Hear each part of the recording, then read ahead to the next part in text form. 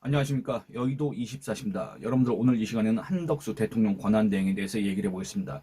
일단 대통령 권한대행 자체가 지금 권한대행이라는 게 왜 그렇습니까? 이 대통령이 지금 현재 거리 상태 아닙니까? 대통령이 파면당했지 않습니까? 그래서 그 대통령의 권한을 대행하고 있지 않습니까? 국무총리가 그런 상황에서, 이런 비상 상황에서, 이런 위기 상황에서 대통령 권한대행이라는 사람이 계속 이렇게 어떤 대선 출마설 이런 것들을 딱 끊지 못하고 오히려 이제 이런 설들이 난무했던 가운데 오히려 지금은 이제 뭐라고 해야 될까? 자신이 이제 뭔가 결심을 한 것 같다. 그런 생각이 든다 그 말입니다.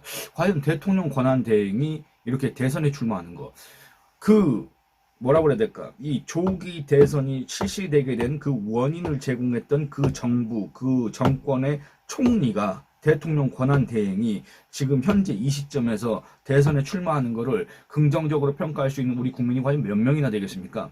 여러분들 한덕수 대통령 권한대행의 어떤 인품이랄까, 그 다음에 그 사람의 이력이랄까, 이런 거에 대한 평가 이런 걸 다 떠나서 이 한덕수에 대한 호불호 이런 걸 다 떠나서 그냥 대통령 권한대행이라는 사람이 지금 시점에서 이 취하고 있는 어떤 정치적인 행보 이런 것들을 과연 우리 국민들은 어떻게 평가할 수 있겠습니까? 참 부정적일 수밖에 없습니다. 그런데 이 한덕수 권한대행과 관련해서 오늘 이러한 단독 기사가 떴습니다. 최초 게시 시각은 오늘 오후 3시 33분입니다. 제목은 이렇습니다. 단독 해가지고 한덕수 내주 사임 뒤 5월 초 국힘 입당 단일화 속도전 이렇습니다. 기사 내용 잠깐 살펴보도록 하겠습니다.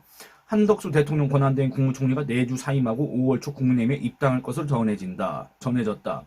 국민의힘 대선 경선 후보가 선출되는 오늘 5월 3일 이후 입당의 한 권한대행과 현재 4강 구도에서 선출된 후보가 1대1 토론회를 가진 뒤 여론조사를 거쳐 대선 후보 등록기간인 오는 5월 10일까지 단일화를 마무리한다는 계획이다. 또는 한 권한대행이 내주 총리 사임 뒤 무소속으로 나서 국민의힘에서 선출된 대선 후보와 단일화 과정에서 대선 후보로 뽑힌 뒤 입당하는 방안도 거론되고 있다. 이 경우에도 5월 10일까지 단일화를 마친다는 방침이다. 25일 정치권과 범보수 진영에 따르면 정치권은 뭐고 또 범보수 진영 대체 뭐를 얘기하는 건지 모르겠다 그 말입니다. 예를 들어서 이 정부의 출처가 국민의힘이었다면 그냥 국민의힘이라고 쓰든가 아니면 총리실이라면 총리실이라고 쓰든가 정치권과 범보수 진영은 대체 어디 있는 세계냐 어디 있는 조직이냐 그 말입니다. 한 권한대행과 국민의힘은 이 같은 계획들을 수립했다. 이렇습니다. 그리고 당초 대선 출마에 부정적으로 반응했던 한 권한대행은 이번 주 들어 주변 측근들에게 이번 대선 출마에 대한 의사를 내비친 것으로 전해졌다. 이렇습니다. 그러니까 결국엔 뭐냐면 이 한덕수 권한대행이 이 국민의힘에 입당을 해서 이 대선 후보와 단일화가 됩니까, 여러분들? 이미 여기는 대선 후보고, 한덕수는 그냥 이제 막 입당한, 당비도 한번 내본 적 없는 그 한덕수, 사실상 당원이라고 하기도 그런 그 사람하고 무슨 단일화를 하냐, 그 말입니다. 이미 여기는 대선 후보가 있는데, 한덕수가 대체 무슨 자격으로, 한덕수가 대체 뭐길래, 왜 한덕수는 이런 특혜를 받아야 되는지, 그거 설명 가능한 사람이 있습니까? 없습니다. 근데 지금 이런 것들을 갖다 추진하고 있다는 거 아니겠습니까? 국민의힘에서 공식적으로 하는지 또는 친윤 세력들이 이걸 갖다가 물밑에서 작업을 하고 있는지 모르겠지만 어쨌든 이런 움직임을 보이고 있는 사람들이 있고 이걸 갖다가 촉구하는 사람도 있고 또 여기에 이렇게 호응하는 사람도 많진 않지만 있지 않습니까? 근데 무슨 근거로 한덕수가 국민의힘에서 여러분도 보시기 바랍니다.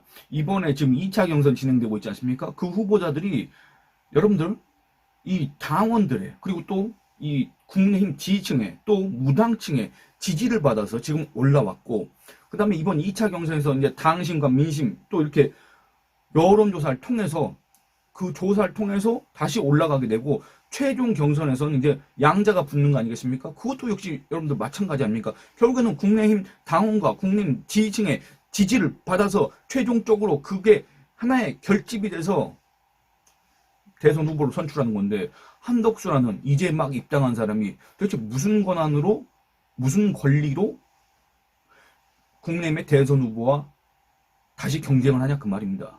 한덕수가 이렇게 되는 게 여러분들 이게 구조적으로 우리 국민들이 용인할 수 있는 겁니까? 국민의힘 당원들이 용인할 수 있는 겁니까? 저는 도저히 이해가 안 됩니다. 그리고 또 하나는 뭐냐면 이 한덕수 권한대행이 총리직을 내려놓은 뒤 무소속으로 나섭니다. 무소속으로 나서서 이 국민의힘에서 선출된 대선 후보와 단일화를 한다. 단일화를 한 다음에 단일화에서 이겨서 국민의힘에 입당을 한다. 그래서 국민의힘의 대선 후보가 된다. 그 말입니다. 저는 이것도 이해가 안 됩니다. 대체 국민의힘의 당원, 당규 그 어떤 걸 봐도 한덕수의 이 같은 국민의힘 입당 내지는 국민의힘 대선 후보와의 단일화 이런 것들 갖다 뒷받침할 수 있는 그런 근거 규정을 찾지를 못했습니다. 전 며칠째 지금 찾고 있는데 찾지를 못했는데 이 해당 매체에서 주장하는 정치권과 범보수 진영 그리고 한덕수 권한대행 측과 국민의힘은 대체 무슨 근거로 무슨 자격으로 무슨 권한으로 이러한 계획들을 수립했는가 저는 이해가 되지 않습니다. 그런데 여러분들 이상한 건 뭐냐면 아까 이 한덕수 대통령 권한대행이 당초에는 출마에 부정적이었으나 이번 주 들어서 주변 측근들한테 대선 출마에 대한 의사를 내비치고 있다고 얘기했지 않습니까? 중앙일보에서 오늘 저녁에 또 그런 기사를 썼습니다. 단독 정치 못해요. 형님 좀 보죠. 한덕수 정대철과 대선 논의. 이 정대철 헌정회장이 한덕수 대통령 권한대행과 경기고 서울대 선후배 사이라고 합니다. 정대철 회장이 5년 선배라고 하는데 이 사람이 한덕수 대통령 권한대행한테 한 열흘 전에 대선 출마를 권유했는데 그때는 뭐라 그랬냐? 형님 저 정치 못합니다. 이랬다는 겁니다. 그런데 오늘 갑자기 전화가 와가지고 형님 저 좀 보시죠. 주말에 좀 보시죠. 이렇게 했다는 겁니다. 그럼 이건 뭔 말을 하는 겁니까? 한덕수가 뭔가 결심을 했다. 이런 걸 갖다 의미하는 거 아니겠습니까? 정대철은 이거에 대해서 어떻게 얘기했냐? 요즘 한대행의 모습을 보니 정치에 조심스러웠던 그때와 달리 마음이 바뀐 것 같다. 대선 출마로 마음을 굳힌 것 같다. 이렇게 얘기를 했습니다. 글쎄 한덕수 대통령 권한대행 정말 생각 잘해야 됩니다. 마음을 굳혔는지 안 굳혔는지 모르겠습니다만 또는 그 주변에 어떤 그 감언 이설에 넘어갔는지 안 넘어갔는지 모르겠습니다만 아니면 또 주변에 그런 감언 이설이 있는지 없는지 모르겠습니다만 정말로 냉정하게 정말로 객관적으로 자기 자신을 돌아볼 필요가 있습니다. 예를 들어서 한덕수 대통령 권한대행 무소속으로 출마를 하지 않습니까? 무소속으로 출마를 하는데 그 무소속으로 나갈 조직이 있습니까? 자금이 있습니까? 대체 뭐가 있습니까? 아니면 지지세가 있습니까? 대체 뭐가 있습니까? 뭔데? 아니 뭘 믿고 지금 대선 출마를 하겠다는 것이며 뭘 믿고 더군다나 무소속으로 출마할 수도 있다는 얘기를 하냐 그 말입니다. 왜 이런 얘기에 대해서 제대로 대응을 안 하고 왜 제대로 해명을 안 하고 반박을 안 하냐 그 말입니다.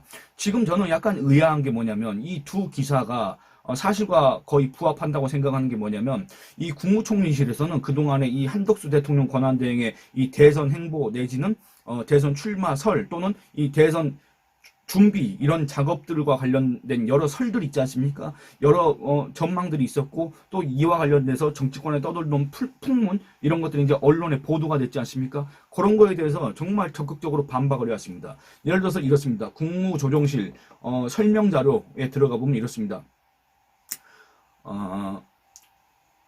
예를 들어서 한덕수 대통령 권한대행이 이재명 대통령 막는 게 사명이다. 이렇게 얘기를 했다는 거 아니겠습니까? 그리고 또 불출마 보도에 사실 아니야 라고 이렇게 MBN이 4월 15일 날 보도를 한 겁니다. 근데 국무조정실에서는 바로 4월 15일 그 당일에 이걸 반박했습니다. 해당 기사는 사실이 아님을 말씀드립니다. 이렇게 반박을 했습니다. 또 뭐라 그랬냐?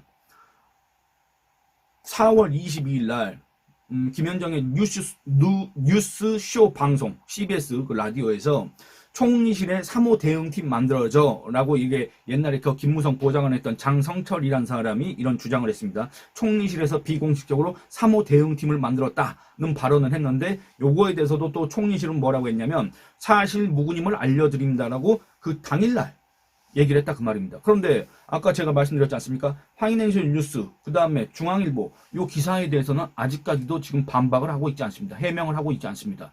사실 무근임을 알려드립니다. 또는 해당 기사는 사실이 아닙니다. 이런 메시지가 안 나오고 있다 그 말입니다. 글쎄 왜 안 나왔을까? 저는 이게 이해가 안 됩니다. 여러분들 그렇지 않습니까? 그래서 약간 의아하고 그 다음에 이 해당 기사들 특히나 이 한덕수 대통령 권한대행과 선후배 사이라고 하는 이 정대철 회장이 밝힌 바에 따르면 이 한덕수 대행이 정말로 뭐 어떤 결심을 한 것 같다. 근데 정말 잘 생각해야 된다. 왜냐? 제가 아까 말씀드린 것처럼 한덕수 대통령 권한대행은 지지세가 없습니다.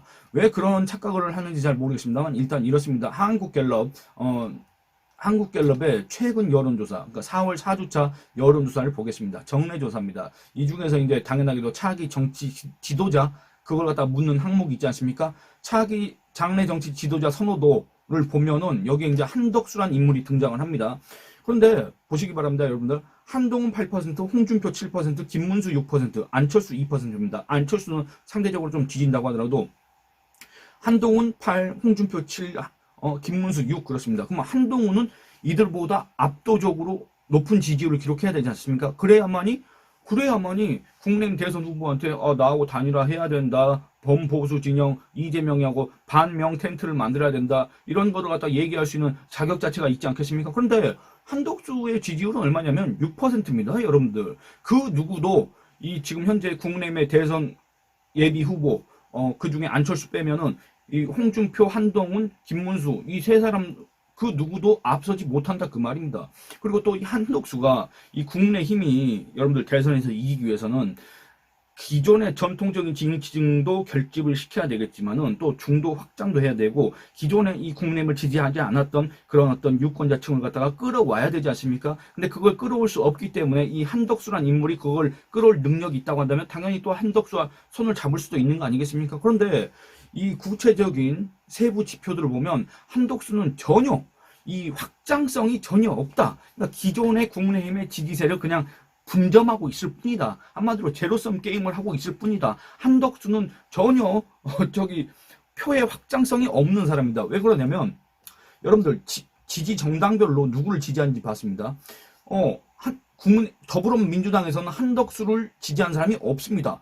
이 해당 여론조사에 더불어민주당 지지층이라고 밝힌 425명 중에서 한덕수를 지지한 사람은 아예 없습니다. 그리고 국민의힘 지지층에서는 21% 한동훈, 홍준표 19%, 김문수 17%, 한덕수 17%입니다. 여러분들 국민의힘 지지층입니다. 여러분들 이 사람들은 국민의힘 후보가 선출되면 국민의힘 후보를 찍을 사람들입니다. 그렇지 않습니까? 그럼 한덕수가 어떤 매력이 있어야 된다면, 한덕수가 어떤 강점이 있어야 된다면 국민의힘 지지층이 아닌 다른 정당 지지층이 한덕수를 지지해야 되는데 없습니다. 그럼 무당층에서는 인기가 많냐? 그것도 아닙니다. 무당층의 지지율을 보겠습니다. 한동훈 4%, 홍준표 4%, 김문수 2%입니다. 한덕수 2%입니다. 그러니까 없다 그 말입니다. 여러분들 이 해당 조사에서 무당층이 몇 퍼센트냐면 이게 1,005명입니다. 1,005명인데 무당층의 비율은 16%입니다. 16%. 그러니까 여러분들 16% 중에서 2%니까 얼마입니까? 0.32% 정도 0.32% 정도 이 전체 유권자 중에 0.32%의 어떤 그런 지지율을 갖다가 받기 위해서 이 한덕수라는 사람을 갖다가 단일화를 한다? 한덕수를 그렇게 국힘에 입당시킨다? 이게 말이나 되냐 그 말입니다.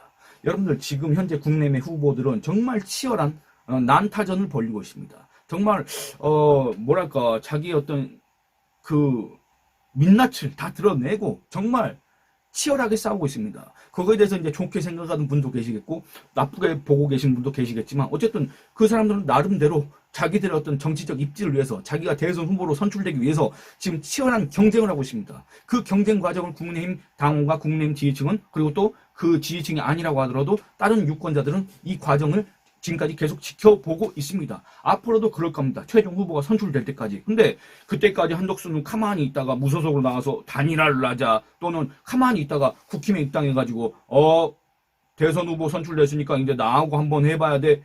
이렇게 얘기할 수 있는 자격이 있냐 그 말입니다. 저는 이해가 안 됩니다. 그리고 마지막으로는 뭐냐면 여러분들 국내힘 당원상으로는 이 대통령 후보가 선출되지 않습니까? 그럼 대통령 후보는 당무를 통할하게 되어 있습니다. 당무를 우선적으로 통할하게 되어 있습니다. 그게 바로 이제 당무 우선권 아니겠습니까? 사실상의 당 대표 자격을 갖는다 그 말입니다. 당 대표의 권한을 행사할 수 있다 그 말입니다. 그렇지 않습니까?